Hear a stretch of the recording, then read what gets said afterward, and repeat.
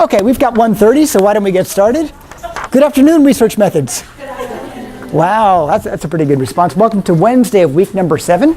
What we're going to do today is just take first a look at where we're going for the next few sessions. So we have a homework assignment that's back there on the back table. Hopefully everybody's picked up the 2 handouts that we have for today. One is going to be a formula that we'll use in class as we do our exercises. And then the other one is what's going to be due for Friday. Now Friday is an interesting day. It's an interesting day in the history of the college. We have the inauguration of our 20th president, President Adam Weinberg. And all 1:30 classes are canceled. So that means us. So we're going to do it this way, as we've said in our syllabus since the first day of class. What you can do is slide your response to the homework assignment under my door.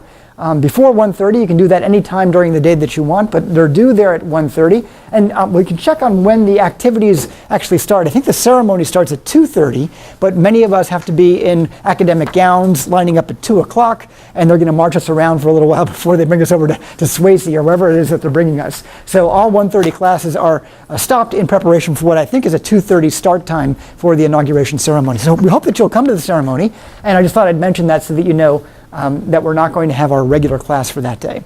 I will be posting a new video and new PowerPoint for October 14th for our Monday session, but that's what we're going to be doing on Friday. Hopefully I'll see you at the inauguration, and I look forward to reading your assignments and see what you have to say about what goes on there. So to set the stage for that, first, does everybody have one of those, the homework assignment? Everybody's got a copy of that? Okay. And I wonder if we can get a student to read for us the items 1 through 8. All of these will be on you creating a brand new research design, and we're going to apply our skills to this research design, and we're going to specifically have you develop something related to developmental psychology. This was a topic of interest for many of you, and if you want to check out the wiki on developmental psychology to refresh your memory about the scope of information that this field has provided and the kinds of questions that developmental psychologists have provided. Can we get somebody to help us out in reading items 1 through 8? Meg is volunteering to be a reader. Thank you, Meg. With number 1, if you could, please. In plain English? In plain English, nothing fancy here. State the research question that you choose to investigate. Be sure to explain why your study pertains to developmental psychology. Your entire response should be no more than 2 sentences. 2. Operationally define the variables of interest in your study. 3. What sampling frame would be used in your study? Explain. 4. Which would you prefer to use for your study, observational methods or survey methods? Explain your choice. 5. To what extent is reactivity an issue in your study? Explain. Hint. Revisit text chapters if you need to brush up on the issue of reactivity. 6. State the null and alternate hypotheses for your study. 7. Which statistical test would better suit your study? A chi-square test of independence or a chi-square test of goodness of fit? Pick one, no sitting on the fence, and justify your choice in 1 sentence. 8. Within the context of your specific study, what would it mean to commit a type 1 error? Be sure that your response contains information that is specific to your study and is not simply a generic definition of a type 1 error. Okay, thanks very much, Meg. So that's it. It's pretty straightforward. We've done something a little bit like this working in pairs, but now we'll have you develop something that is related to developmental psychology, and you'll apply all these things, many of which bring us back over a few weeks. One of the critical bits here is it has to be something that can be tested by a chi-square, and that's going to be today's conversation. We'll be talking about chi-square. So we'll get into exactly what a chi-square is, but before we do that, let's just finish off a couple of slides from the prior PowerPoint that we had from 10.8. So we were talking about these kinds of distributions, these normal distributions. Can somebody remind us of the names of the functions that we had in Excel when we were working with normal distributions? We had a couple of functions that we learned inside of Excel. What were those? Yeah, good. Norm's dist is one of them. Okay, norm's dist, and maybe Rachel's got another one? Okay, norms dist and norms in. Who remembers working with those from the other day, all right? Okay, and they're basically inverses of each other. In one case, we stick in a probability and get out a z-score. In the other case, we stick in a z-score and we get out a probability, okay? And they help us move around on these kinds of distributions, these normal distributions. We learned about a very special kind of normal distribution called the standard normal, and that's shown here. It's centered at 0. It has a standard deviation of 1. An interesting thing about normal distributions that we hadn't mentioned before, but I'm going to introduce it here now.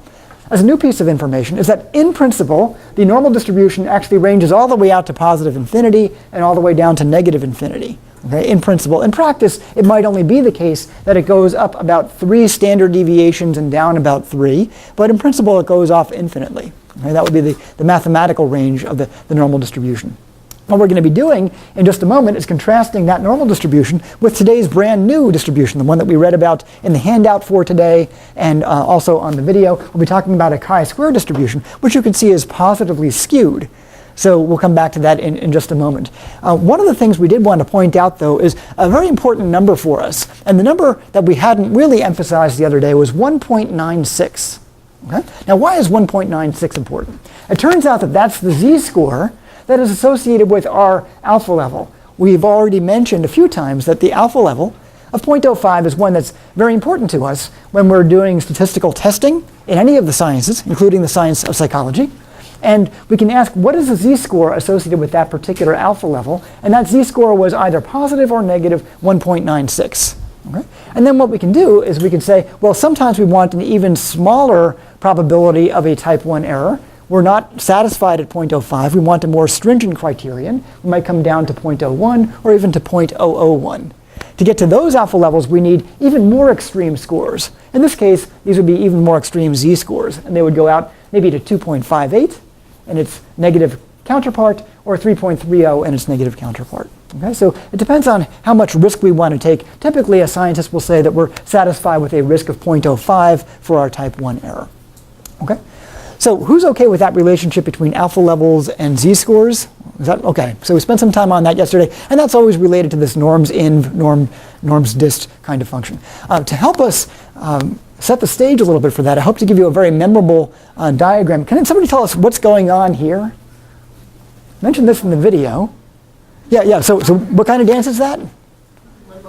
Limbo, okay, limbo with, all right. How does this relate to hypothesis testing? Anybody want to share with us what the idea might be?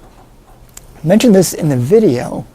Mira's got it. Go ahead, Mira. That the lower you are, more unlikely it is that you'll be able to have some good or Okay, right. So when we're talking about hypothesis testing and we're talking about using alpha levels for evaluating our hypotheses, it turns out that the lower levels that we get for our observed value would be more impressive. So typically you have to make it under this bar that's set at, if you will, 5 units. That's the 0.05 alpha level. Okay? But if we wanted a really impressive test, we would lower this bar from 0.05 down to 0.01. And if you could do it under that, that would be even more impressive. If you really wanted to drive your point home, if you brought it all the way down to 0.001 and you could still do the limbo under that, that would be really impressive. So if your effect statistically can be significant at the 0.001 alpha level, okay, that would be pretty dramatic. It's a very low alpha level, akin to having a really, really low bar here. Okay, and the lower you go, the better when we're talking about these alpha levels. Who's following that? Okay. All right, that works for us? Okay. Because what will happen is in a few, actually maybe even later today, we're going to get some output from SPSS and some other computer-generated output, and we're going to have to interpret these alpha levels. And sometimes students forget whether we want a relatively high alpha level or a low alpha level. So this diagram, I hope, will come back to a few times. I hope it's memorable for you. Meg has a question or comment. With like alpha levels, like do you use them for both normal distribution and chi-square distribution? Yeah, so her question was, are we going to be using alpha levels for normal distributions and for chi-square distributions? And the answer will be yes, we're going to use them in both cases. And if I can pick up on that, Meg, in addition to that, we're going to be learning about other kinds of distributions. We're going to learn something called the ANOVA distribution, something called the t-test distribution. As statisticians this semester, in our quantitative reasoning course, we're always going to be looking at alpha levels no matter what the particular statistic is. The statistic might be a z-score, it might be a chi-square score. We'll always be looking at alpha levels. So we're getting introduced to those this week, and they're going to stay with us for the rest of this semester. And if you take other science courses, you surely will see them in other science contexts as well. Okay? All right, so we'll come back to this diagram a few times. All right, any remaining questions on the 10.8 PowerPoint before we go off and talk a little bit about chi-squares?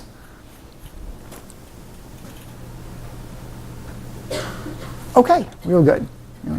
All right, so let's go to the 10.9 PowerPoint, and we'll talk a little bit through these main ideas conceptually, and then we'll do an exercise in SPSS for the chi-square, and we'll do an exercise also in Excel for the chi-square. Okay, all right. So here we've got the chi-square, and you've been able to look at this for a while. This PowerPoint presentation was up, and hopefully you went through it last night. Hopefully you watched the video. There are these two kinds of chi-square tests that we might use, and we'll contrast them one with the next. But we also want to know, just in general, when we use chi-square. Can anybody help us out with some ideas about that? When do we use chi-square? Okay, Natalie's got something. Thanks, Natalie. Perfect. Okay, it's appropriate for categorical data. Let's see if we can just jog your memory a little bit. We had another word for categorical data. What was the other synonym that we had for that? Categorical or nominal? Wow, good response, right? So categorical or nominal. These are qualitative variables that we might want to be investigating. And I'll use this example. I might have done this one before. I always start out the chi-square conversation with this. Chi-square allows us to look at the association between variables, at least the chi-square test of independence does. And as Natalie correctly pointed out, we might look at two nominal variables. And so one example that we might have is something like book carrying behavior as one variable and gender as another variable. So what we can say is that some people move across the campus as they're holding their books, if they are in fact holding the books and they don't have a backpack. But if they're holding their books, sometimes they have this cross carry, right? And they hold their books like this as they're walking across campus. Sometimes they have a side carry and they're carrying it like this, okay? And then there might be other kinds of carrying. Maybe every once in a while, for whatever reason, they're stretching their hands, they've got it on their head. That might be the other category. So we might have three different levels of our book carrying variable: side carry, front carry, and other. Okay, so that would be a categorical variable that describes behavior. Who's okay with that much? Okay? And then we can ask the question, if we were to make some observations out on campus, are these different kinds of book carrying behaviors corresponding or associated with gender? Okay? I'm just interested in your idea about that. Is one gender, for example, more likely to carry books like this? Do we think? What do we think about that? Is one gender more likely to carry their books in this manner with what we'll call a cross carry? Yeah? Okay, so if you think so, what gender? Brittany, what? From what I've seen over my long career in education, it's typically women carry their books like that. Okay, and men less so, right? Now, that's an observation that I think many of us tend to share. Is that actually empirically supported? Well, we could go out and make a bunch of observations and then run a chi-square test to see if there's an association between these two qualitative variables, which we call categorical variables or nominal variables. One is book carrying behavior. It has 3 levels. I've just operationally defined those on the spot as 3 levels. And then we can have 2 levels of gender. Some of the folks who study in maybe women's studies might object to having 2 levels of our gender variable, or they might prefer to call it even our sex variable, because some people think of that as a continuum. But for our purposes, we could operationally define it as male and female, okay, just to keep it very simple. And then we could run a chi-square test of independence to see if in fact there is an association between these 2 variables, or are they independent of each other, right? And that's basically what we would be testing. Who's following that? Okay, that would be one idea. Anybody want to tell us about chi-square and between subjects versus within subjects? What do we know about that from the video or from the PowerPoint? Chi-square tests.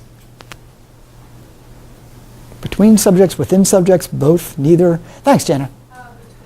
Between subjects, okay. There'll be other kinds of statistics that we'll learn about if we want to run within subject designs. But if we're looking at the association between 2 or more categorical variables, we would do this in a between subjects manner. We could use the chi-square test of independence. It would be appropriate for that. Right? Okay, so that tells us a little bit about the background here in using the chi-square test. Okay. All right, I wonder if we could talk just a little bit about null hypotheses for the chi-square. Anybody want to hazard a guess? Maybe we can talk about the null hypothesis in the example that I gave a moment ago. We had book carrying behavior as one variable, and we had gender as the other variable. Okay? Can anybody help us out with what a null hypothesis might look like here? Or at least get us started. How do we typically start a null hypothesis? What's our favorite prepositional phrase? In the population, okay? And what is our insignia, our little symbol for the null hypothesis? HO, okay? So we have HO. We might put a colon in the population.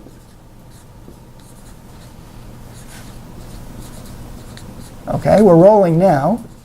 Okay, now we'll see if we can get something a little bit more specific. A great way to start any null hypothesis. And we're talking about this book-carrying behavior gender relationship. Anybody want to help us out with what the null might say about that?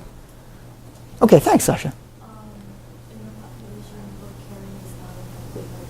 Okay, it's not affected by gender. I wonder if we can even try to stay true to that. That was actually really good. Can we try to tweak that a little bit and get the word independence in there? So we might say something like book-carrying behavior is independent of gender, okay? Which is kind of like what you're saying, right? That it's not dependent on, or however you phrase that. So in the population, book-carrying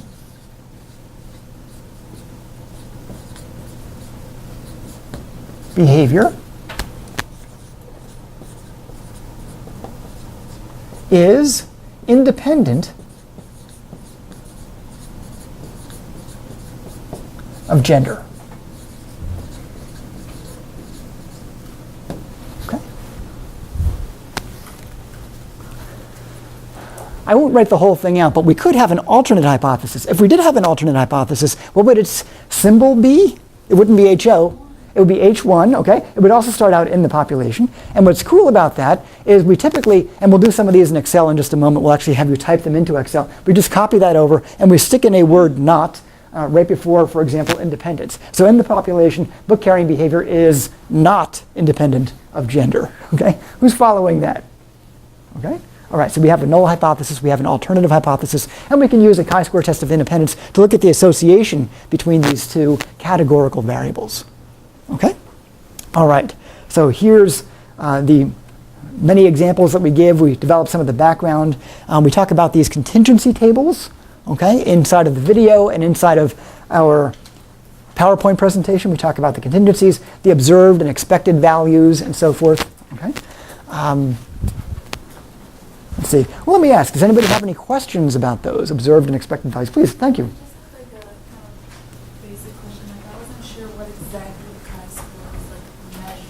Okay. Okay. What is the chi-square measuring? Okay. Well, the chi-square is measuring on some level the difference between what we observe and what we might expect if the null hypothesis were true. Okay. So here's a null hypothesis, and it's telling us that there's an independence between these two variables. Okay. Now that's a hypothesis, and we can actually derive some expected values through a formula that we might see over here. I'll make that a little bit larger. Okay. And what the chi-square is going to tell us is, to what extent do we have a match between what we empirically observe and what we might hypothesize? Okay? All right? All right. Does that help? Yeah, so it's basically the strength of the hypothesis. It's a way of testing a hypothesis, okay? And we're going to test the hypothesis by making some observations and comparing that to some standard. And that standard is going to be a set of expectations that we get that come out of the null hypothesis. And we have this formula for developing that. We have some expected values. We have some observed values. What we do like about the chi-square is that on some level, the chi-square is really quite straightforward. We have a bunch of observed values. Okay? And that requires only that we count these things up. We might count how many Republicans or Democrats we have in a particular city. Okay? Just counting. That's a really straightforward bit. And then we have to come up with some kind of expected value. And we're going to use a formula in a few minutes when we're in Excel to develop these E values. E is for expected. The O there is alphabetic. It's not a 0. The O is for observed value, as we mentioned in the video.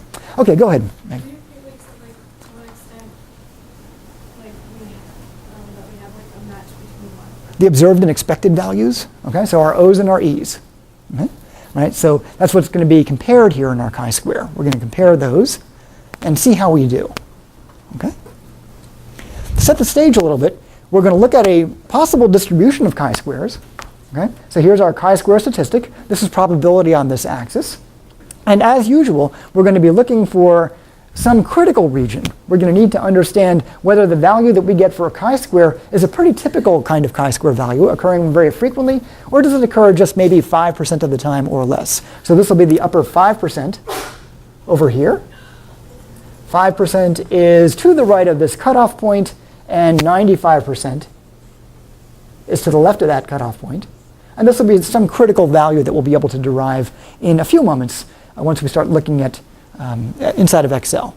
Okay, so we're going to figure out where does our particular chi-square value land on this in the critical region that will allow us to reject the null hypothesis, or somewhere left of that where we would not reject, we would in fact retain the null hypothesis. Okay. Okay. other general questions, maybe before we try our hand at a computation? So that graph is that like the standard that you're compared to? Yep. So we'll do the entire example in just a moment. But in a few moments, we're going to develop a chi-square value. And we're going to see, is it closer to 0 or is it closer to positive infinity? Okay? We're going to see where that lands. And there's going to be some cutoff point. And if our chi-square value is up here, we're going to wind up rejecting the null hypothesis. This is a rejection region. And then down here, this will be the retention region, if you like. How do you determine the cutoff point? Yeah, okay. So we're going to be using a table, and this is one of the tables that was shown in the video, that will tell us something about what our cutoff point is based on what our alpha level is. That might change, right? Okay, right? If we were to move this standard out here because we wanted a 0.01 cutoff, it would be harder to do the limbo underneath that. We could move it way, way out here to 0.001, okay? Like how precise? Yeah, right, how large an effect we want. So we'll do that entire example in just a moment, okay? All right. All right, why don't we do that? In fact, why don't I ask you to open up SPSS. We'll start out in SPSS, and then we'll come back and we'll do one in Excel. Okay. So in SPSS, what I'd like you to do is just open up SPSS first, and then if you can dial your way out to our S drive and into the Matthews N folder, and from there you can go to Psych 200, section 03. And if you go to our practice problems, I'll show you the path here as we're doing this. If you go to our practice problems,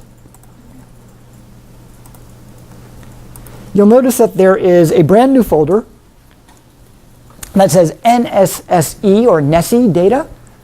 And we'll let you click on that. And then there will be one SPSS file in there that says NESSE data 2012, or NESSE 2012 data for Dr. Matthews. Okay? Now, you might remember that we started out the other session with this photo that was up here of Las Vegas. Anybody want to remind us what was going on there with Las Vegas? Yeah. In reference to what happens in Vegas stays in Vegas, and research methods stay in Vegas. Okay, right. So what happens in Vegas stays in Vegas. Let's all say that first. That's one of today's mantras. What happens in Vegas stays in Vegas. Okay, and then we'll tweak that for our class. What happens in research methods stays in research methods. Everybody?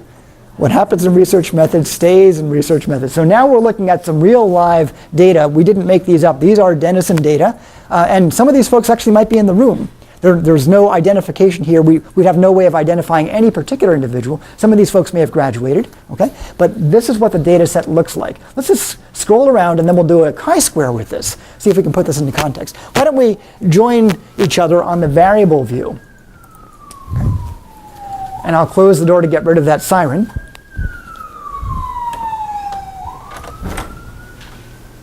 Okay, so my first question to you is, how many variables do we have in our NESSE data set? Real loud? 93 variables, okay? So on maybe the people in this room or some other Denisonians, we've asked something like 93 different questions, okay? That's the first bit that we'll take a look at. And then we'll also flip over to data view and ask a somewhat similar question. How many people do we have in this sample of Denisonians? I think Marin's got it. Real loud, Marin? 412. How many people can corroborate that number? 412? Okay, that works. So that tells you something about the data set that we're working with. And we have all these questions from the National Survey of Student Engagement. That's what NSSE is. Okay? And so these are some real live data. And we could do now some chi-square analyses looking at associations between different kinds of data. So let's go over to variable view. And we can take advantage of, let's see what we have here. How about we do this? I'm looking at variable number 88 and variable number 89. Can you dial down so we're close to the bottom of this, and you'll see 88 and 89. Can somebody translate? What do you mean frat Soro? What does that mean? Anybody want to help us out with that? Frat Soro is variable number 88. Thanks, Katie. A fraternity or sorority. And how is that coded? If we look at the possible values that so in our book carrying behavior, the possible variables or values were front carry, side carry, or other. The possible values for frat Soro are yes and no. Okay, so either you're in a fraternity, sorority, or you're not. And we're relying on people to respond to that. Okay, so that's variable number 88. And it looks like it's nominal. Okay, over here on the measure, how many people are seeing that? Okay, all right, let's go down to variable 89. We'll just take the neighboring variable, and that's called athlete.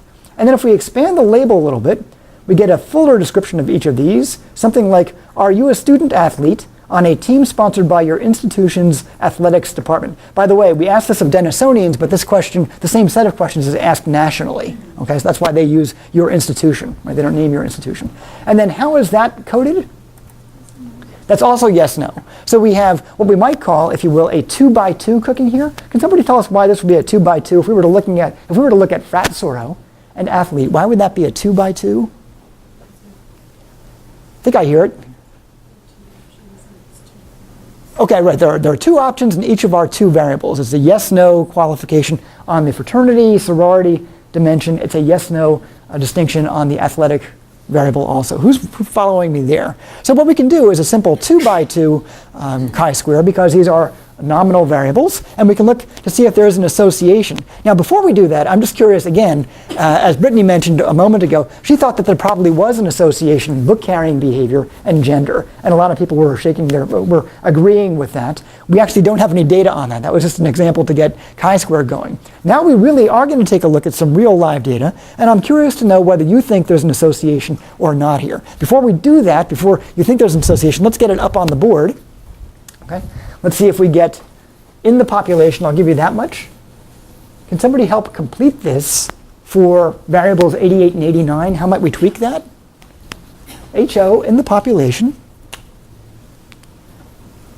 Okay, let's go with Mira, if it's okay.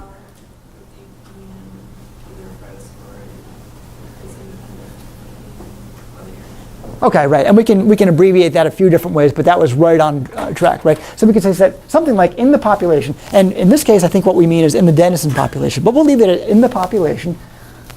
We'll say frat Soro is independent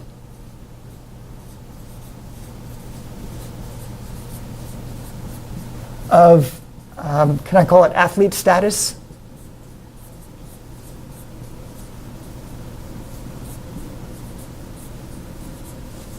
Okay. Something like that. Is that working for us?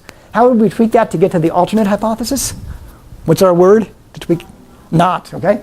In the population, frat Soro is not independent of athlete status. Okay, that's what we'd have. Okay, now I did want to get back to your intuitions. What do you all think? You're Denison students. Do you think there's an association between these two, or do you think that they're relatively independent of each other? I actually don't know. I'm not a Denison student, but you live amongst other Denison students. You are. What do we think? Is there an association there? Just a guess. Your grade doesn't depend on it. Is there an association? Yeah, what do you think, Mike? Well, I'd say no. But Okay. I mean, I don't think there's like a correct association. Like, I don't think it's like because you're in one, you are the other. I think it's just that there are a lot of people who are in frats or sororities who are athletes. I think it'll give us a false.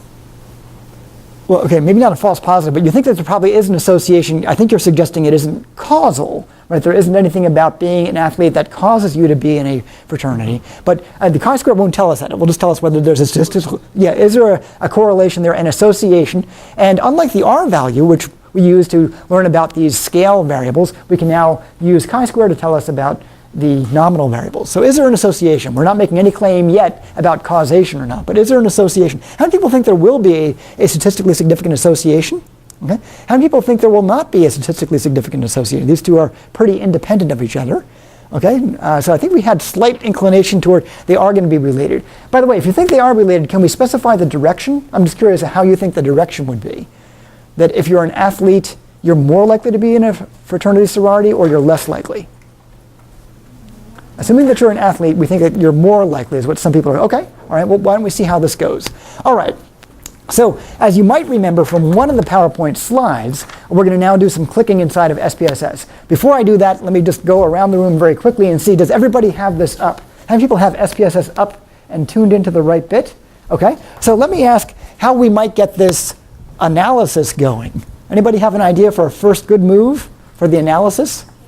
Analyze is a good first move, okay? Now here's where it gets a little bit counterintuitive. There are a few different ways of doing this. We're going to go to descriptives, okay, which is the second one down, descriptives, and we're going to do something called crosstabs. In the video I mentioned that the chi-square goes by a couple of different names. So this is one of the slides in the PowerPoint, but you don't have to have it right in front of you. I'll call it out. How many people are at Analyze, Descriptives, and Crosstabs? You've got that much? Okay. Why don't we all click on that together? Okay. And now we come to this thing, and please raise your hand if you got to that menu. Okay. And if you haven't gotten to that menu, can you make sure that your neighbor did? Okay. How about your neighbor? Looks like everybody got there. Okay. Now what we'll do is we'll drag almost all the way down. Okay. And it might help me to pull that out a little bit. Okay. Why don't we say that this variable here, if you're all the way down, you might see, are you a member of a social fraternity sorority? If we click on that guy, and we'll turn him into the row. So we're going to get some rows going and columns going. Okay. So we have our first variable will go in the row, and then we'll put our second variable in the column. Our second variable also is called RU, but it's now are you a student athlete? We'll make that into the column bit. Okay? So we're filling out the rows and columns of our contingency table, and we'll get some observed values and some expected values, compare those, and then do our chi-square. Before I go any further, how many people have that? Okay, that's working for us. That's looking pretty good. Let's do a couple of other things. Let's go to our statistics box, and that's this little button over here on the upper right-hand side. We'll click on statistics. Okay, and we want to get a chi-square. Okay. So we'll get the chi-square statistic. All right. And then we'll continue, and we'll go to our cell display. All right. So now cell is that little button over there. It already has observed. That's good. We'd like to see the observed. Why don't we take a peek at the expected? Okay, we'll click on that one. And we'll also, under percentages, get row and column. So we don't have to look at just these raw numbers. We can look at some percentages that might be a little bit more intuitive for us. Okay? So you don't have to jot all of this down now. You can if you want to, but all of this is in PowerPoint. You already have it 24/7. Okay? All right. How many people have that? Okay. Well, now we'll click on continue. All right. All right. Who's ready to go? Ready to see? All right. So the moment of truth. We're evaluating this null hypothesis in the population. Frat Soro is independent of athlete status. If you click on OK, the computer will go away for just a moment, and then come back, and we'll get this crosstabs output. Okay. First, how many people get some crosstabs output? Wow, looks like the entire gang got crosstabs output. Okay? And how many valid cases do we have? Okay, does everybody see where that number came from? How many total cases do we have? 412. So what's with the other 53 folks? Okay, so maybe there are some folks who chose not to respond to one or the other or both of these questions. So we actually can't classify those folks on 2 dimensions. Okay, we can't really tell whether there's an independence on that. But we do have 359 folks, and that's pretty good. That's pretty good. All right, let's take a look at this contingency table just for a moment. Okay, and we can say that here's a no and a yes for are you a member of a social fraternity or sorority? And we're getting some no's and some yeses, their corresponding percentages. Are you a student athlete? Yes or no. We're getting some values there. Okay? So we can look at all of those in our contingency table. But what we really want to do is come down to here, okay, and take a look at the chi-square tests. There's a lot of information here. We're going to limit today's conversation to the Pearson chi-square. And this gives me the opportunity to remind us that it was Carl Pearson who developed the chi-square test. We've seen him before. What else did Carl Pearson give us? The R statistic, okay? So this guy gave us quite a bit of stats. He recognized that the R is really good if you have scale variables. He wouldn't have used that term because he predated SPSS. But if you have interval or ratio data, you could use the R value. If you have categorical data, what do? Well, he developed this statistic for us. So Carl Pearson's chi-square, okay? We have a value of 3.802. I'm going to come back here to Rachel's question. So Rachel was saying, well, what do we do with this chi-square? So we're not at 0. We're not at infinity. We're actually at 3.802. So we're somewhere along here. Okay, we'll figure out where that is relative to the cutoff point in just a moment. Okay, our degrees of freedom, a new term for us in class, you saw it in the video, will be 1. And here's an interesting value, 0.051. Can somebody help us out with the interpretation of that? That's our asymptotic sig value, is what that says. That's what that abbreviation means. Our asymptotic sig. Anybody want to help us with that?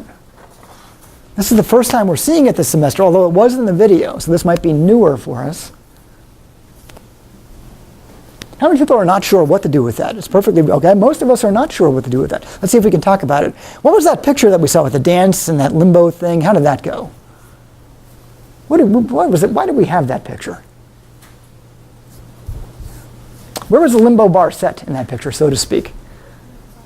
0.05, okay? So it's at 0.05, and we'll make that our alpha level, right? Okay? And we have to make it underneath 0.05 to successfully do the limbo. Who's following that logic anyway? Okay? Let's see.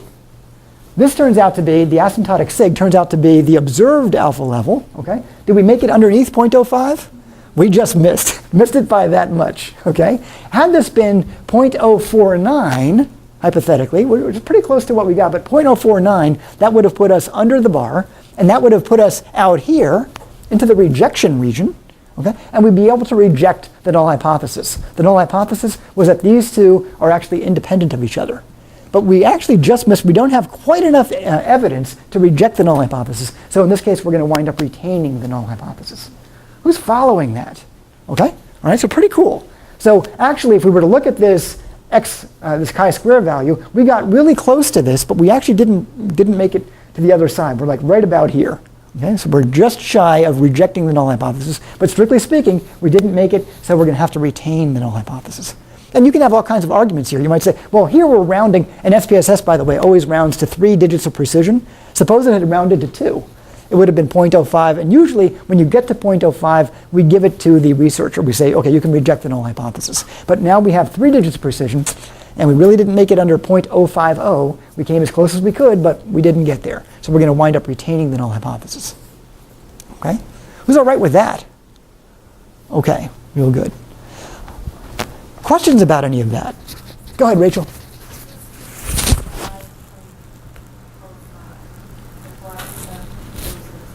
Yes, okay. So that number, as you might remember from a video, that number was chosen quite a while ago, maybe by Carl Pearson himself, as a cutoff point that the sciences might use.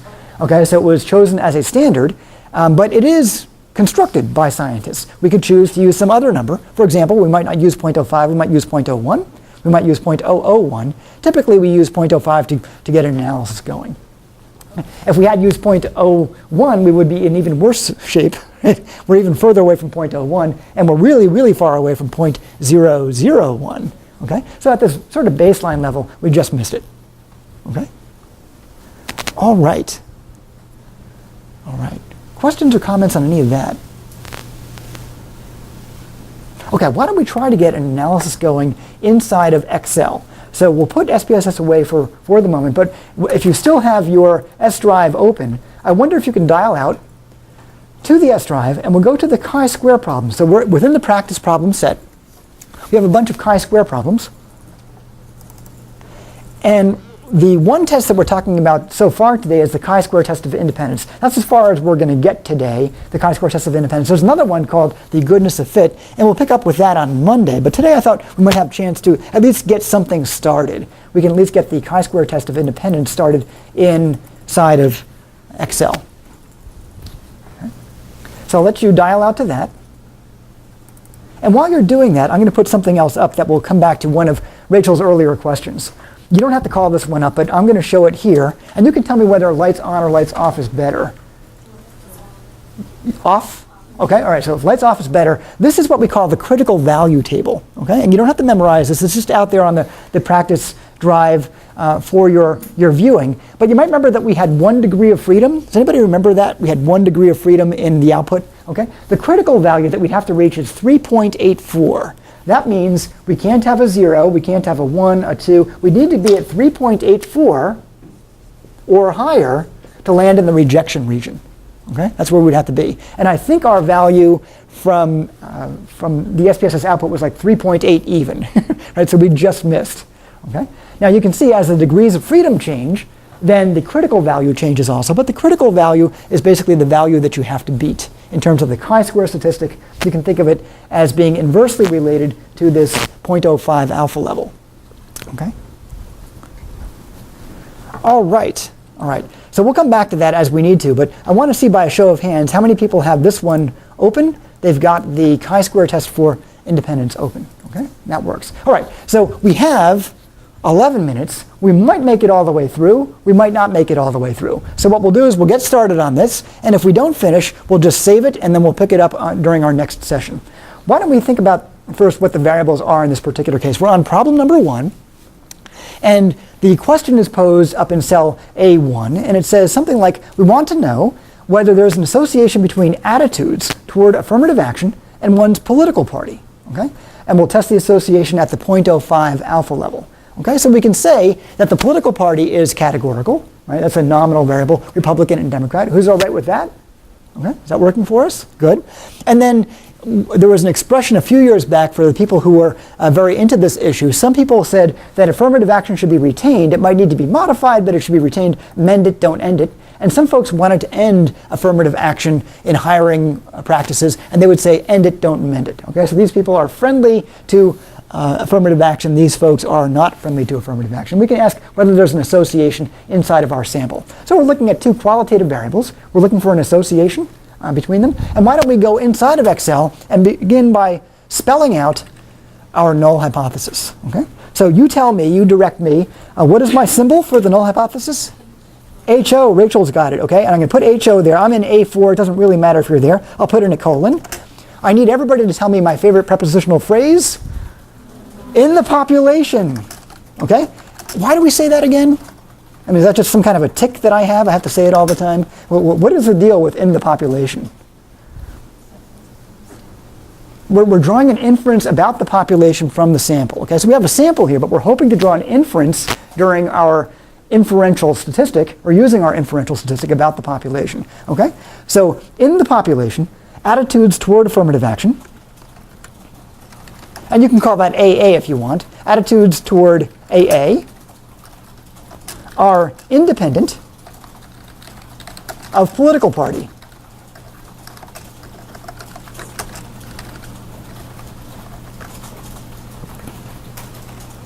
Oops. Okay?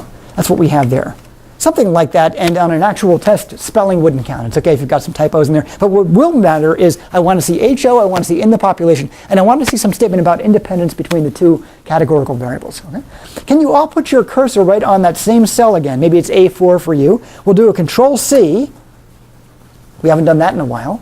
And people have got the Control-C going. It gives you the ring around the rosy. Let's come down maybe 2 to A6, and we'll do a Control-V. And now we have two copies of exactly the same thing.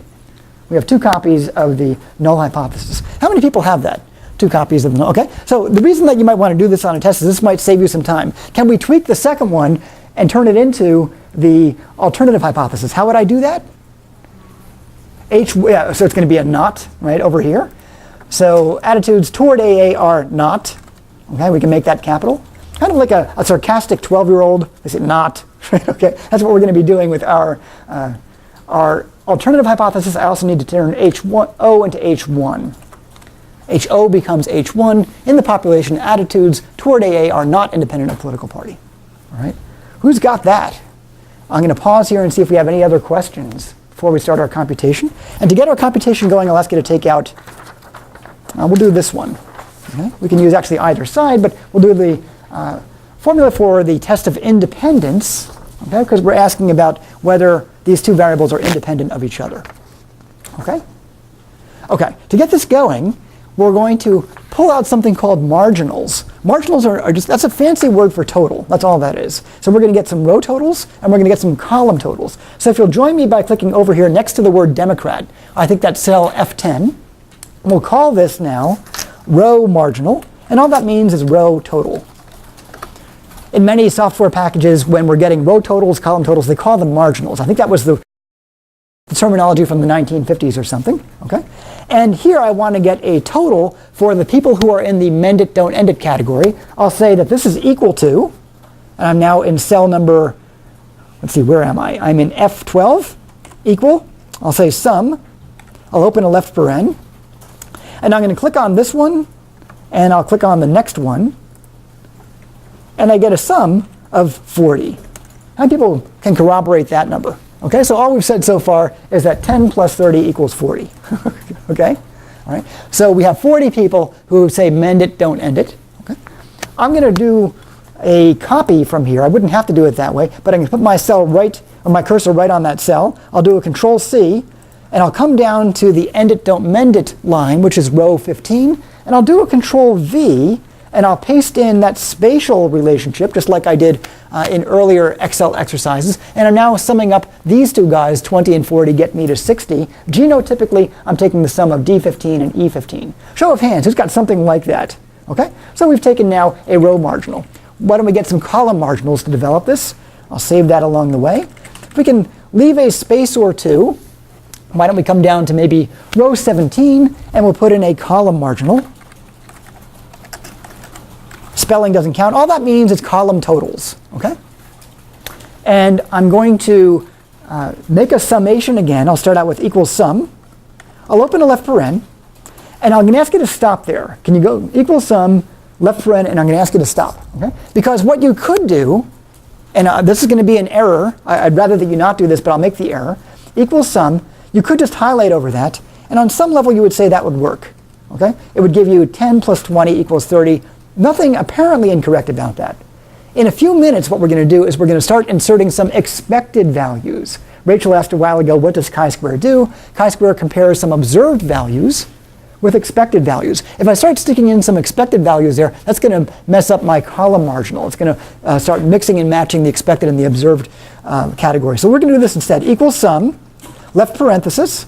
I'm going to click right on top of the 10, comma, click right on top of the 20.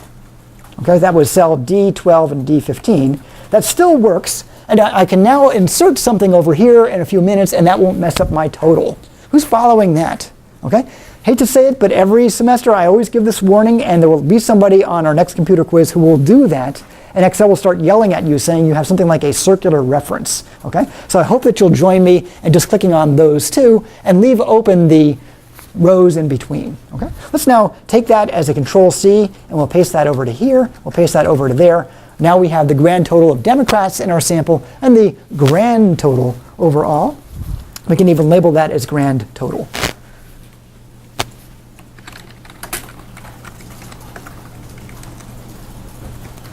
Okay. So we started out with some hypotheses. We now have some observations. We're beginning to make a computation on this, and we've got some totals. We know what the row totals are. We know what the column totals are. We know what the grand total is. We have about 3 minutes left. Why don't we go this far? Why don't we use our time wisely? And we'll see if we can get some expected values, because this is just a little bit involved, and we won't go any further than that. We'll just focus our remaining time on these expected values. Okay? So looking at this formula, we can come over to cell C13, if you'll put your cursor in C13, right under the mend it, don't end it, and I'm going to put in the word expected. These dark values that we show here, I'll make them bold just for the moment. Those are the observed values. We need the expected values here, okay? All right, somebody want to get us started with this computation? I'll give you a start, equals. How do we get the expected value for this cell? Thanks, Jenna. Perfect, that's exactly right. I'm going to put these in parentheses, you might not have to. So equals, I open the left paren. For this particular cell, which is a Republican who is mend it, don't end it, his or her row marginal is this 40. So I'm going to click on the 40. Okay. Times, that's the asterisk. Okay. That same cell's column marginal, that's going to be that 30. I'll click right on the 30, and that turns out to be cell D17. And I'll put that in parentheses. I probably wouldn't have to, but that's my numerator. And I promised on the first day of class we'd keep computations to numerator denominator. So that's my numerator. Who's got that much so far? Okay, and you're seeing where that comes from. That's O for that particular row column, and the expected for that. I'm sorry, it's row marginal times column marginal. Okay, and we're going to divide that by, you tell me, the 100, okay, which is the grand total. Okay, and I come to a 12. How many people can corroborate the 12? Okay. Did your neighbor get a 12? Can you check on your neighbor? Okay. Yeah, all right, what'd you get? Okay. All right, so now we have an expected value, and we'll do that. How are we doing on time? We have time for maybe one more. We'll do one more. Let's get now the expected value for the next cell over in the same row, but now the next column. So Jenna gave us the formula. That's going to be equals, and I'll open a paren just to follow the format that we have here. And this is the expected frequency down on the bottom. Jenna read that correctly. Still 40, because we're in the same row, times, that's the asterisk sign, the column value, which is 70, that's our column marginal. I'll put in a right paren, I'll put in a divided by sign, and I'll click on the grand total. And I come up with a 28 there as my expected value. How many people get that? A 28, okay? So we now have some observations, but we also have the expected values if it were the case that the null hypothesis is true. Over here is the null hypothesis, okay? Why don't we, I'll click on Control-S to save that, and when we come back in our next session, we'll pick up on the computation, we'll remind ourselves of how to get the expected values, and we'll finish this off, and then we'll talk some more about chi-square. Please continue to stay right with the syllabus. Our next kind of topic will be on experiments, and you should stay with that, and there'll be a video on that also. And one more reminder, I look forward to getting your responses to the homework assignment under my door by 1:30. Hope to see you at 2:30 at the inauguration. Okay, have a great day.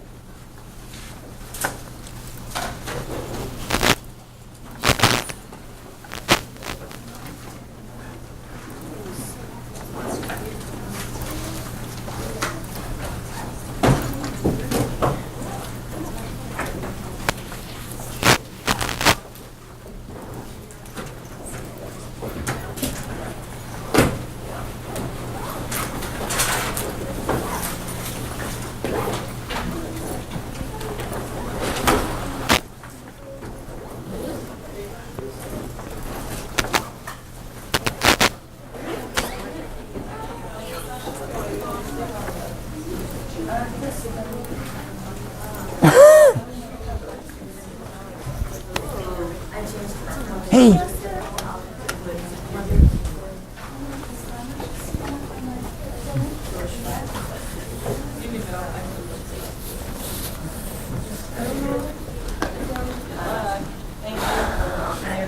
Okay, see you. Bye-bye.